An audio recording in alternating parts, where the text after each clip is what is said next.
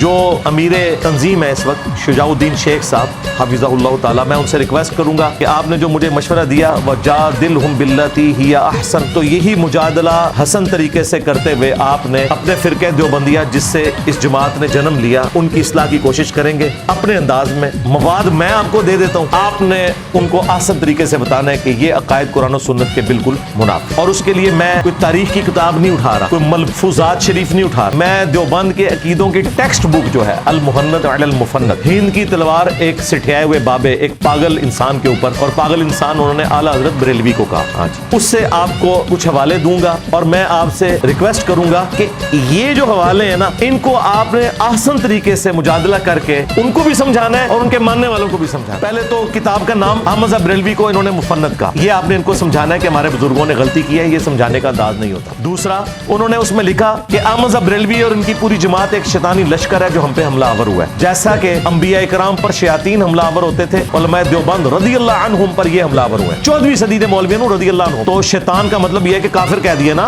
شیطان انبیاء پہ مسلمان شیاطین حملہ آور ہوتے تھے، کافر ہوتے تھے۔ تیسرا، اس میں انہوں نے کہا کہ محمد بن عبد الوہاب صاحب کی پوری جماعت جو ہے یہ وہابی فرقہ اہل حدیث، یہ خوارج کی ایک جماعت ہے، ان کو خارجی کہا، یہ آپ نے آسان طریقے سے انہیں سمجھانا ہے۔ چوتھی بات، اس کتاب کے اوپر آپ کے حکیم الامت اشرف علی تھانوی صاحب اور ڈاکٹر اسرار صاحب کے حکیم الامت اشرف علی تھانوی صاحب کے سگنیچر ہوئے ہیں، اور 30 علماء کے مزید سگنیچر ہیں، جس میں آپ کی جماعت کے بزرگان دین یوسف لدھیانوی صاحب بھی اور یہ لوگ بھی شامل ہیں سارے، بعد والے بھی اس میں اپنے سگنیچر وقت کے ساتھ ایڈ کر کے نا اس کو یعنی انڈورس کرتے رہتے ہیں۔ تو آپ نے یہ بتانا ہے کہ اشرف علی تھانوی صاحب نے اس طرح کی کتاب کو انڈورس کیوں کیا۔ 4 باتیں ہوں گی۔ 5ویں بات، اس میں عقیدہ انہوں نے لکھا ہے کہ ہم بزرگوں کی قبروں اور سینوں سے فیض لینے کے قائل ہیں، اس طریقے پہ نہیں جو عوام میں رائج ہے، اس طریقے پہ جو خواص میں۔ اب وہ خواص میں کون سا ہے وہ آپ نے ہمیں بتانا ہے، انہوں نے تو آپ کو نہیں بتانا، ہم بتا دیتے ہیں کہ کیا ہے خواص کے، بتا دیں کس طریقے سے بتائیں، قبروں سے جی انہوں نے بتایا ہوا ہے۔ اشرف علی تھانوی صاحب نے خود اس کی شرح میں کتاب لکھ دی ارواح ثلاثہ، اس میں انہوں نے لکھا ہے کہ قاسم نانوتوی صاحب مرنے کے 6 سال کے بعد خواب میں نہیں بیداری میں اپنی قبر سے نکلے، دیوبند کے 2 مولویوں کی صلح کرا کے دوبارہ قبر میں واپس چلے گئے، اور جس مولوی کے پاس آئے تھے سخت سردیوں کے اندر بھی لحاف کے اندر اس کا پسینہ چھوٹ گیا، ظاہر ہے مردہ نکل کے آ جائے تو ظاہر ہے بڑے بڑے بزرگان دین کا پسینہ نکل جائے گا، تو یہ قبر سے جائز طریقے سے یوں فیض ملتا ہے۔ ہاں بریلوی کریں تو علماء سو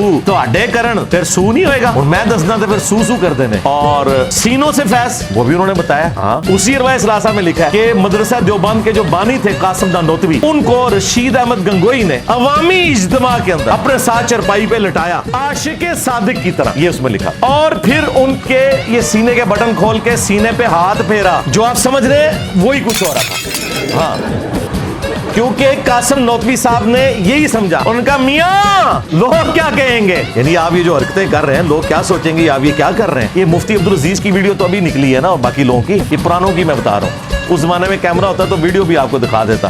ہاں ظاہر ہے یہ جلسوں کی ویڈیوز بناتے ہیں تو یہ پبلکلی ہوا ہے، کمرے میں نہیں ہوا، اور دیکھیں نقل کون کر رہا ہے، اشرف علی تھانوی صاحب اپنی منجی ٹھوک گئے، اور کتاب کا نام ہے حقائق اولیاء ارواح ثلاثہ، اولیاء اللہ کی یہ کرامات اور حقائقیں لکھ رہے ہیں، کہہ رہے میاں لوگ کیا کہیں گے۔ تو آگے سے گنگوئی صاحب کو پھر بھی حیا نہیں ہے، انہوں نے کہا بھائی کہنے دو لوگوں کو، جو بھی کہیں ہم نے ایسے ہی کرتے رہنا۔ اور اس کی اگلی قسط بھی ہے، ہاں تذکرۃ الرشید، رشید احمد گنگوئی صاحب کے حالات و واقعات جمع کیے ہیں ان کے خلیفہ نے، اس میں وہ لکھتے ہیں کہ رشید احمد گنگوئی صاحب کہتے ہیں کہ ایک رات میں نے خواب میں دیکھا کہ قاسم میاں، وہی قاسم نانوتوی صاحب جن کو انہوں نے بستر پہ لٹایا تھا نا اپنے ساتھ، اور وہ چیخیں مار رہے تھے میاں میاں کر رہے تھے، وہ خواب میں بھی ان کا پیچھا نہیں چھوڑتے تھے۔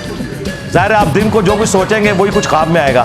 وہ کہتے ہیں میں نے دیکھا قاسم میاں دلہن کی شکل میں میرے خواب میں آئے ہیں، اور پھر آگے بھی جو ہے نا وہ بھی انہوں نے اس میں ذکر کیا، وہ ہم کیمرے میں دکھا دیں گے، اور پھر اس کی تعبیر انہوں نے کی کہ اس سے مراد یہ کہ وہ میرے شاگردوں کو آگے لے کے چلیں گے، یعنی یہ روحانیت کے لیے۔ یہ نہیں انہوں نے کہا کہ میں نے اپنی دلہن کو قاسم کی شکل میں دیکھا، نہیں، وہ کہتے ہیں قاسم نانوتوی دلہن کی شکل میں میرے خواب میں آئی ہیں، اور پھر وہ نفع بھی ہمیں ایک دوسرے سے پہنچائی، یہ سارا کچھ لکھا ہوا ہے۔ تو میں نے کہا اگر کسی کو یہ نہ پتا چلے کہ بزرگوں کی قبروں اور سینوں سے فیض کیا ہے تو میں خود ہی آپ کو اس کی تشریح کر دوں۔ ابھی قرآن و سنت کی روشنی میں اس کا پوسٹ مارٹم چھوڑ رہا ہوں، جو میں نے کہا میں چھوڑ دوں گا، وہ میں قرآن و سنت کی روشنی میں جو پوسٹ مارٹم ہے وہ چھوڑ رہا ہوں، فی الوقت یہ کہیں سے بھاگے نہ، میں آپ کو وہ ساتھ بتا رہا ہوں۔ یہ 5 باتیں ہو گئی۔ 6ٹھی بات، المہند علی المفند میں انہوں نے لکھا کہ رسول اللہ کی قبر مبارک اللہ تعالیٰ کے عرش، کعبہ اور کرسی سے بھی افضل ہے۔ عرش سے افضل رسول اللہ کی قبر مبارک کو انہوں نے ڈکلیئر کیا، کسی آیت اور حدیث کا حوالہ نہیں دیا، کوئی دلیل پیش نہیں کی، صرف ایک جو اپنے بزرگوں کی قبروں کے ساتھ لوگوں کو جوڑنے کے لیے نبی الاسلام کی قبر مبارک کے بارے میں ایک جھوٹا عقیدہ بیان کیا. اس کا میں پوسٹ مارٹم قرآن و سنت کی روشنی میں آلریڈی کئی دفعہ کر چکا ہوں. آپ نے یہ بتانا ہے یہ عقیدہ نکالا کہاں سے. تو آپ کو یہ کہیں گے کہ اصل میں نا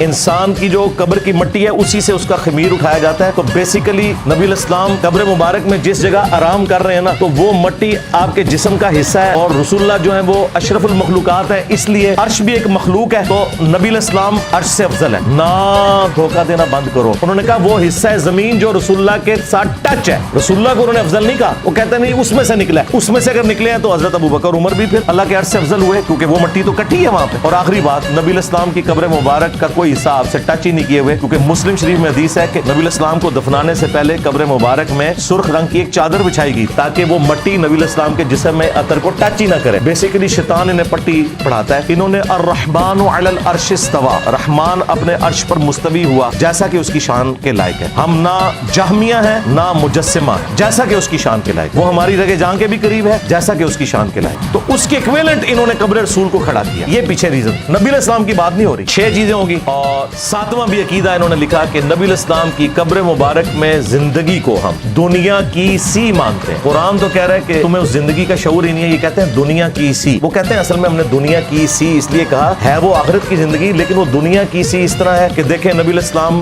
نے حضرت موسیٰ علیہ السلام کو شب معراج نماز پڑھتے ہوئے دیکھا. اسی طریقے سے صحیح مسلم میں ہی آتا ہے کہ نبی الاسلام نے شب معراج بیت المقدس میں انبیاء کی امامت کروائی, تو باقی انبیاء بھی قبروں سے نکل کے آئے تھے. یہ سب کچھ برزخی معاملہ ہے. وہ کہتے ہیں چونکہ یہ ایک دنیاوی کی طرح نظر آتا ہے اس لیے ہم کہتے ہیں دنیا کی سی. یہ اس کی تعویل کرتے ہیں. یہ بالکل جھوٹ بول رہے ہیں. یہ حقیقتاً دنیا کی سی مانتے ہیں. کیوں؟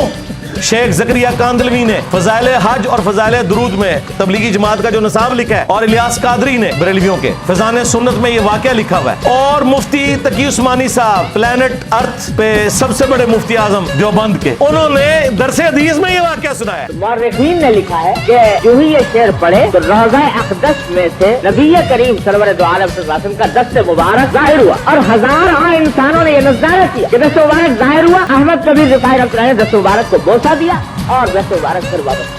کتنا عظیم الشان واقعہ ان کے ساتھ پیش آیا, اور یہ مورخین نے متعدد تاریخوں میں لکھا ہے, اور لکھا ہے کہ ہزارہ افراد کی موجودگی میں یہ واقعہ. اندازہ کرو درس حدیث ہو رہا ہے کہ نبی الاسلام کی وفات کے 550 سال کے بعد 555 ہجری میں شیخ احمد رفاعی صاحب جب قبر رسول پہ حاضر ہوئے, انہوں نے نعتیہ اشعار کے, تو نبی الاسلام نے قبر عطر سے اپنا ہاتھ مبارک نکالا, خواب میں نہیں بیداری میں, اور کہتے ہیں 90,000 لوگوں نے اس منظر کو دیکھا, اور ان منظر دیکھنے والوں میں شیخ عبد القادر جیلانی کا نام بھی ذکر کیا جاتا ہے, اور شیخ احمد رفاعی نے چوما. اچھا, عبد القادر جیلانی نے نہیں چوما, کتنی بڑی بدبختی ہے.